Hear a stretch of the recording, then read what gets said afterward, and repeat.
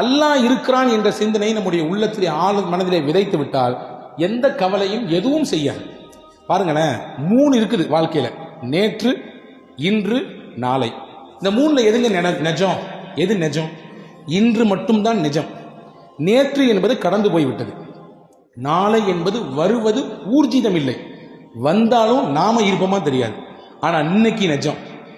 இந்த இன்னைக்கு நிஜத்துல உட்கார்ந்துட்டு நேத்து பறிபோனதை பத்தி கவலைப்படுறதோ, நாளை வராத ஒரு விஷயத்தை பத்தி நம்ம யோசிச்சு நம்முடைய நேரத்தை எல்லாம் அதுல விட்டு கவலைப்பட்டு கஷ்டப்படுறதோ எந்த புண்ணியமும் இல்லை. புண்ணியம் இல்லை மட்டும் இல்லை, அதை இன்னையினுடைய அந்த லைஃப் அதை பாதிச்சிடும். நேற்று நினைச்சு கவலைப்படுறதோ, நாளையை நினைச்சு வருத்தப்பட்டு கொண்டிருப்பதோ இன்றைய அந்த வாழ்க்கையினுடைய ருசிகரத்தை அது போக்கிவிடும். எனவேதான் நல்லோர்களை பற்றி அல்லாஹ் சொன்னான், அலா இன்ன அவுலியா அல்லாஹி லா ஹவுஃபுன் அலைஹிம் வலா ஹும் யஹ்ஸனூன்.